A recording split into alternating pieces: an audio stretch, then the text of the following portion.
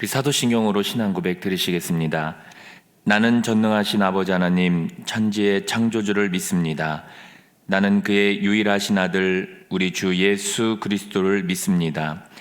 그는 성령으로 잉태되어 동정녀 마리아에게서 나시고 본디오 빌라도에게 고난을 받아 십자가에 못 박혀 죽으시고 장사된 지 사흘 만에 죽은 자 가운데에서 다시 살아나셨으며 하늘에 오르시어 전능하신 아버지 하나님 우편에 앉아 계시다가 거기로부터 살아있는 자와 죽은 자를 심판하러 오십니다. 나는 성령을 믿으며 거룩한 공교회와 성도의 교제와 죄를 용서받는 것과 몸의 부활과 영생을 믿습니다. 아멘. 우리 찬송가 452장 찬양하시겠습니다. 찬송가 452장입니다.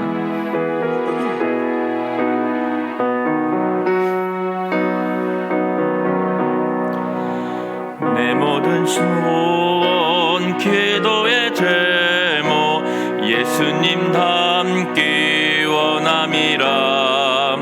예수님 형상 나 있기 위해 세상에 복 아끼잖네. 예수님 닮기 내가 원하네. 날 구원하신 예수님은 내 마음 속에 지금 고도사 주님의 형상인 치소서. 무한한 사랑 풍성한 긍휼 슬픈 자 위로하시는 주. 길 잃은 죄인 부르는 예수 그 영상 닿게 하옵소서. 예수님 닮기 내가 원하네. 날 구원하신 예수님은 내 마음 속에 지금 고도사 주님의 형상인 치소서. 겸손한 예수 거룩한 주님 원수의 멸시 참으시사 우리를 위해 고난을 받은 구주를 담게 하옵소서. 예수님 닮기 내가 원하네. 날 구원하신 예수님을 내 마음 속에 지금 고도사 주님의 형상인 치소서. 아멘. 오늘 하나님의 말씀은 야고보서 2장 14절에서 26절까지의 말씀입니다. 야고보서 2장 14절에서 26절까지의 말씀입니다. 우리 한 절씩 교독하시겠습니다. 내 형제들아 만일 사람이 믿음이 있노라 하고 행함이 없으면 무슨 유익이 있으리요?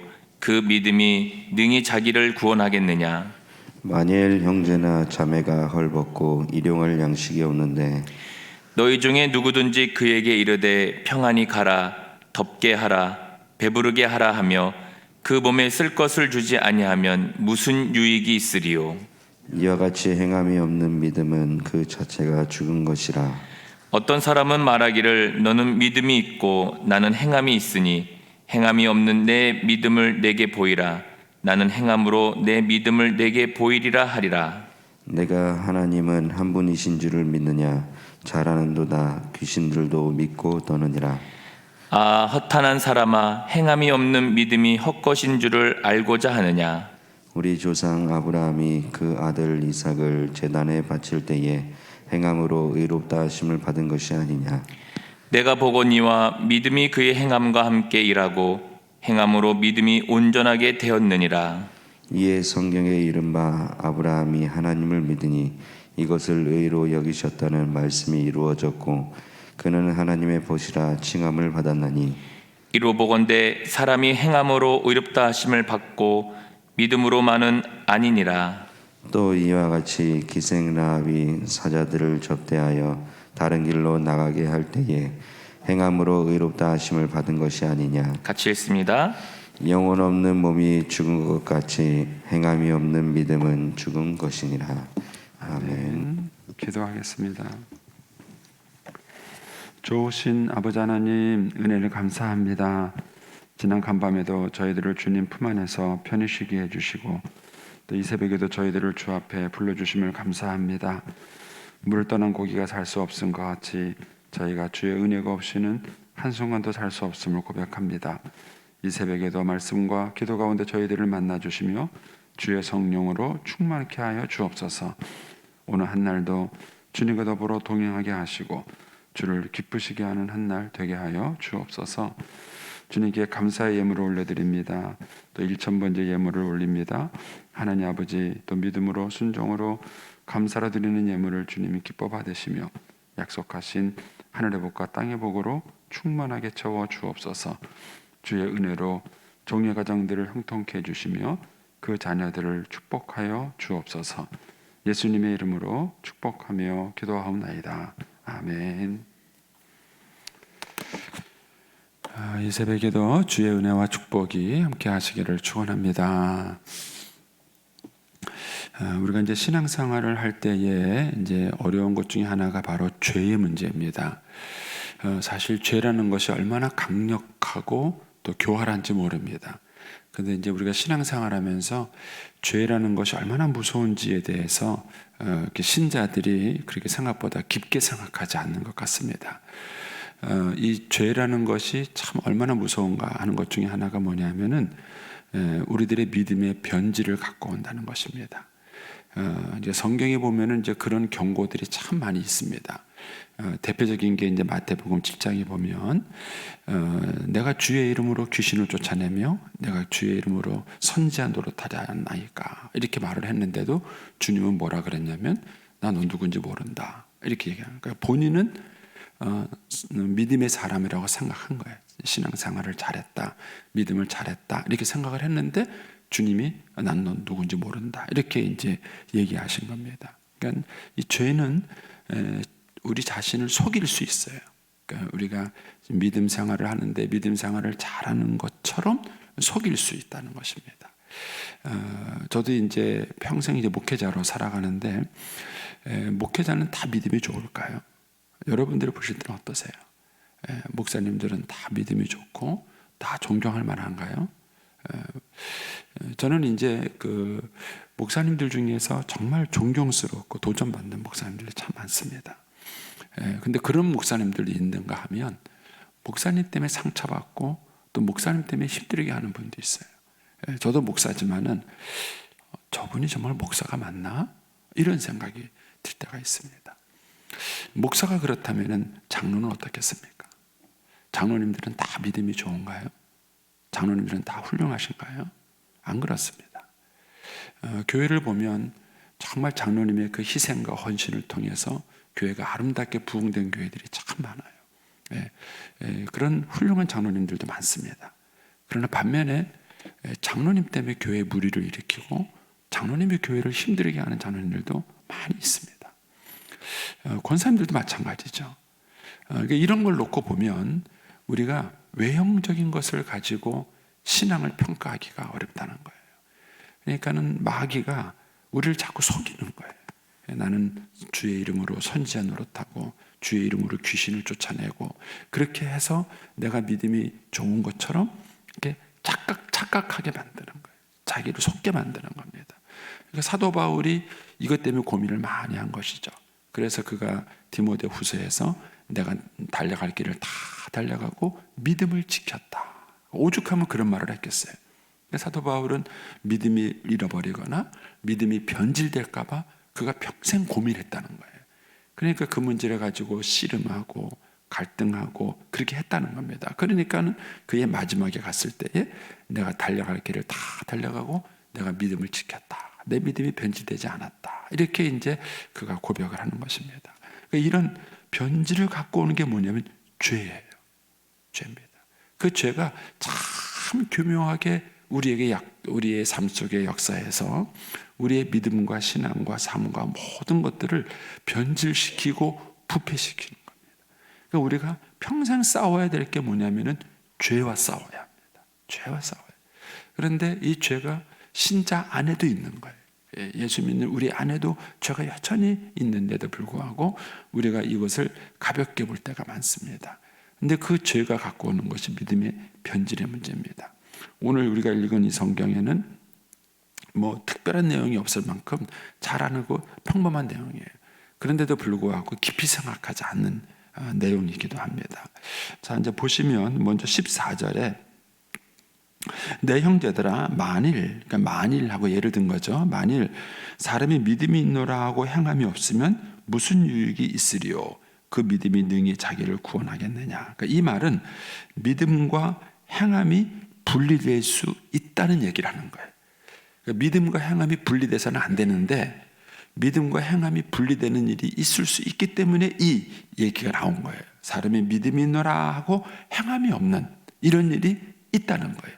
없으면은 이 얘기를 할 필요가 없겠죠. 그래서 믿음이 있노라 하고 행함이 없는 이 믿음이 잘못된 것이다 라는 것을 5가지로 논증합니다. 그래서 15절부터 17절이 첫 번째 논증이에요. 그 논증에서 결론이 17절입니다. 행함이 없는 믿음은 죽은 것이다. 이게 첫 번째 논증이에요. 두 번째가 18절입니다. 18절에는 행함이 없는 믿음은 보여줄 수 없다, 증명할 수 없다는 것이죠. 이게 두 번째 논증이에요. 그러니까 행함이 없는 믿음이 잘못된 이유를 얘기하는 거예요. 행함이 없는 믿음이 잘못된 첫 번째 이유는 행함이 없는 믿음이 죽은 것이기 때문이고, 두 번째 이유는 증명할 수 없다는 거예요. 그 믿음이 있다는 것을 보여줄 수 없다, 증명할 수 없다는 거예요. 그 다음에 세 번째 논증이 19절입니다. 행함이 없는 믿음은 귀신의 믿음이에요. 귀신의 믿음은 구원받을 수 없습니다. 그건 귀신의 믿음이다, 이렇게 얘기를 하는 거고, 그 다음에 이제 네 번째 논증이 20절에서 24절입니다. 아브라함을 가지고 논증한 거예요. 아브라함이 믿음이 조상이 된 것은 행함이 있는 믿음으로 조상이 된 것이다. 이렇게 해서 이제 20절에서 24절까지는 아브라함을 가지고 논증을 한 것입니다. 그리고 이제 25절에 가면은 라합을 가지고 논증을 합니다. 기생 라합도 행함으로 의롭다 받은 거 아니냐, 이렇게 논증을 하는 겁니다. 그리고 26절이 결론인 거예요. 그러니까 이제 오늘 본문 구조를 보면은 14절이 문제 제기예요. 14절이 문제를 제기한 것입니다. 그래서 믿음과 행함이 분리될 수 있다 하는 얘기를 하고, 행함이 없는 믿음은 잘못된 것이다. 그거를 5가지로 논증을 한 겁니다. 그래서 쭉 논증을 하고, 그 다음에 결론적으로 26절에 가서 영혼 없는 몸이 죽은 것처럼 행함이 없는 믿음은 죽은 것이다, 이렇게 이제 결론을 내는 겁니다. 그러니까는 참 믿음은 뭐다? 참 믿음은 행함과 믿음이 일치한다는 거예요. 그러니까 믿음이 행함으로 나타나야 돼요. 믿음이 행함으로 증명되지 않으면 그 믿음은 가짜라는 것입니다. 가짜라는 거예요. 그러니까 믿음이라는 특성 자체가 눈에 보이지 않는 거예요. 추상적 개념입니다. 믿음, 이건 추상적 개념이에요. 그런데 이 추상적 개념 믿음이 눈으로 보여져야 되는 거예요. 눈으로 보여지지 않으면 그 믿음은 가짜입니다. 이제 그런 면에서 우리가 이제 한번 우리의 믿음을 점검해 봐야 된다는 얘기를 지금 해주고 있는 것입니다. 이제 다른 이제 그 케이스를 본다면 이제 사랑도 마찬가지죠. 사랑이 뭘까? 그러니까 사랑은 보여지지 않는 건 사랑이 아닙니다.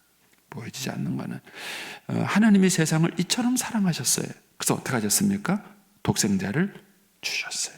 독생자를 주신 겁니다. 로마서 5장 8절에도 보면은 우리가 아직 죄인되었을 때에 그리스도께서 우리를 위하여 죽으심으로 하나님께서 우리에게 대한 자기의 사랑을 확증하셨느니라. 사랑을 증명했다는 겁니다. 확증했다는 겁니다. 저는 이제 이 개념이 이제 신앙생활하고 난 다음에 이걸 아는 거죠. 이제 이 개념이 저한테 굉장히 도움이 됐어요. 가끔 이제 제 자신에게 물어봐요. 가장 가까운 경우가 이제 아내죠. 내가 이제 아내를 사랑해서 결혼을 했는데 또 남편들은 아내를 사랑하라고 말씀을 하셨는데, 그럼 난 아내를 사랑하는가? 증명을 해야 될 거 아니에요. 뭘 갖고 증명하죠? 내가 아내를 사랑한다는 것을 뭘로 증명할 수 있는가 하는 거예요. 이건 한번 이제 자신에게 물어보세요. 우리 남편 되신 분들은 아내를 사랑한다면 그 사랑이 증명돼야 되고, 증명되지 않은 건 사랑이 아니에요. 내가 얼마나 사랑하냐고 말만 하시면 안 돼요. 그 사랑이 증명돼야 돼요. 그러면 어떻게 증명되는가? 사랑은 반드시 대가 지불이 있어요. 대가 지불. 그러니까 우리가 아직 재현됐을 때 그리스도께서 우리를 위하여 죽으심으로 대가를 지불하신 거예요. 대가를 지불하심으로 우리에게 대한 하나님의 사랑을 확증하셨다, 증명하셨다, 이렇게 된 거예요. 그러니까는 사랑한다면 그 사랑이 증명돼야 되는 거예요. 증명할 수 없고, 또 증명한다는 얘기는 희생한다는 거예요. 희생하는 게 없으면 사랑이 아닌 거예요. 사랑이 아닌 겁니다. 목회도 마찬가지입니다. 목회도 제가 보니까는요, 여러분들은 여러분이 적용하세요. 제가 이제 목회자로서 제 자신에게 적용을 해보는 겁니다. 목회자도 교회를 사랑하는가? 교회를 사랑하면 교회를 위해서는 희생하는 게 뭐가 있는가? 제 자신에게 물어보는 거예요. 내가 교회를 사랑하고 내가 교회를 사랑하기 때문에 교회를 위해서 희생하는 것이 무엇이 있는가? 제 자신에게 물어봐요. 나이가 들면 들수록 또 저처럼 이렇게 좋은 교회에 오면 올수록 굉장히 위기예요. 굉장히 위기입니다. 제가 농촌교회에 있을 때는요, 희생하는 게 많았습니다. 그냥 말만 하면 다 희생이에요. 왜냐면 일단 젊은 목사가 시골에 있는 게 희생이고요. 사례비 적게 받고 있는 게 희생이고요. 네. 우리 아이들 때문에 거기 있는 것도 희생이고요. 너무 말할 것도 없이 많아요. 거기다가 이제 밀양교회 오니까는요, 희생이 조금 줄었어요. 아무래도 밀양에 있다가 여기 오니까 희생이 더 줄었어요. 희생이 더 줄었어요. 제 자신에게 물어보는 거예요. 나는 정말 교회를 사랑하는가? 내가 정말 교회를 사랑한다면은 내가 교회를 위해서 무엇을 희생하고 헌신하고 있는가 하는 거예요. 이런 것들에 대해서 끊임없이 자기 점검을 하지 않으면 신앙이 자기도 모르는 사이에 변질되는 거예요. 변질되는 거예요. 자, 이제 믿음에 대한 것도 마찬가지예요. 내가 믿음이 있는가? 믿음이 있다면 반드시 그 믿음이 행함으로 증명돼야 돼요. 믿음이 보여져야 되는 거예요. 그러면 한번 자신에게 물어보세요. 여러분은 믿음이 있으세요? 네, 믿음. 그럼 그 믿음이 어떻게 증명되고 있어요? 내가 믿음이 있다는 걸 뭘로 증명하겠어요? 내가 믿음이 있다는 거, 내가 이런 행함이 있으니까 내가 지금 믿음이 있다. 이런 게 있으니까 믿음이 있다. 이제 그걸 한번 여러분들이 쭉 스스로 한번 종이에다가 한번 적어보세요. 내가 믿음이 있기 때문에 믿음으로 행동하는 게 이거다. 여러분 이제 새벽기도 나오시는 것도 믿음으로 나오시는 거죠? 할렐루야.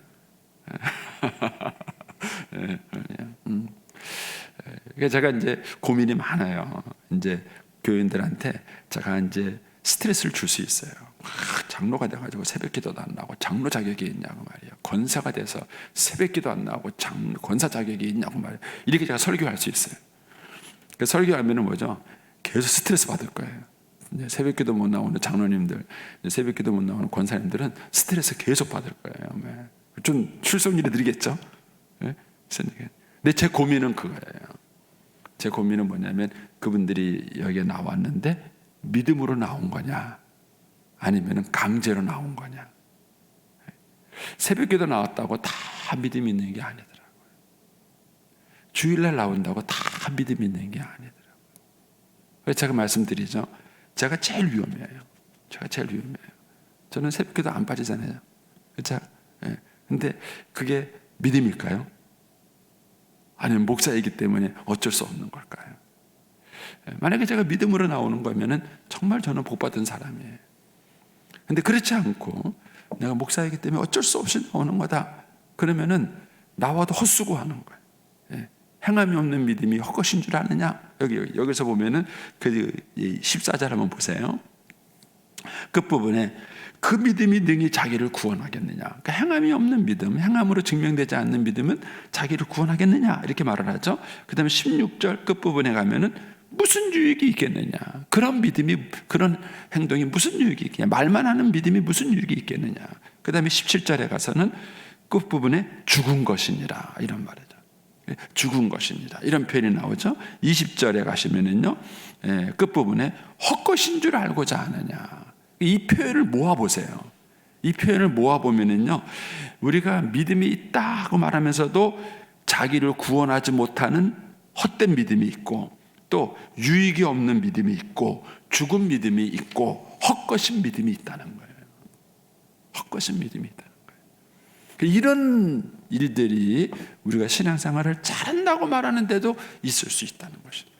그러니까 이 경고를 결코 가볍게 보시면 안 돼요. 그러니까는 죄라는 게 얼마나 무서운지 우리들의 믿음을 이렇게 변질시킬 수 있다는 겁니다. 변질.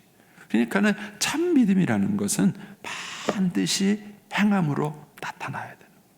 행함으로. 그러면은 어떤 행함이냐? 여러 가지가 있어요. 그런데 야고보서에서는 크게 두 가지를 얘기해요. 하나는 뭐냐면 가난한 자에 대한 구제예요. 우리가 어제 묵상한 것은 뭐죠? 차별이 없는 거예요. 가난하고 힘없는 사람에 대한 차별이 없는 거예요. 그게 믿음이 있는 거예요. 그러니까는 정말 하나님을 믿고 하나님을 두려워할 줄 아는 사람은 사람을 무시하지 않아요. 그리고 하나님께 대한 그 은혜를 받은 사람이라면 사람을 차별하여 대우지 않는다는 거예요. 이게 이제 야고보서에서 말하고 있는 행함 있는 믿음을 보여주는 큰 증거예요. 또 한 가지가 뭐냐면 말이에요. 말. 그래서 야고보서에서 이 얘기를 막 하는 거예요. 그러니까 믿음이 정말 있다면, 하나님을 두려워할 줄 안다면, 내가 하는 모든 무익한 말에 대해서 하나님 앞에 심판대 앞에 서서 심판받는다는 것을 믿는다면은, 그렇다면은 또 내가 하는 말을 하는 이제 요 뒤에 내일 또 묵상할 3장 이후에 또 쭉 나오는데, 그 말이 내 형제들에게 미치는 영향력을 안다면, 그렇다면은 말을 조심하는 거예요. 근데 이제 이 말이 좀 어렵죠. 제가 좀 더 이제 고민할 수 있는 거리를 드리겠습니다. 그러니까 제가 이제 제 자신에게 적용을 시켜보겠습니다. 제 자신에게 적용을 시켜보면 이거예요. 제가 아내를 사랑한다면은 아내를 무시하면 안 돼. 그 차별하지 않는 거예요. 그런데 제가 잘할 것 같죠, 아내한테. 그런데 가끔 제가 아내를 무시하나 봐요. 우리 아내가 어느 날 싸늘해요. 표정이 탁 그래요. 뭐 당신 나 무시했다는 거예요. 내가 언제? 저는 이제 내 마음속에 뭐 아내를 무시하는 마음이 없으니까 안 했다고 생각한 거예요. 근데 아내는 그 느낀 거예요. 당신 나 무시했다고.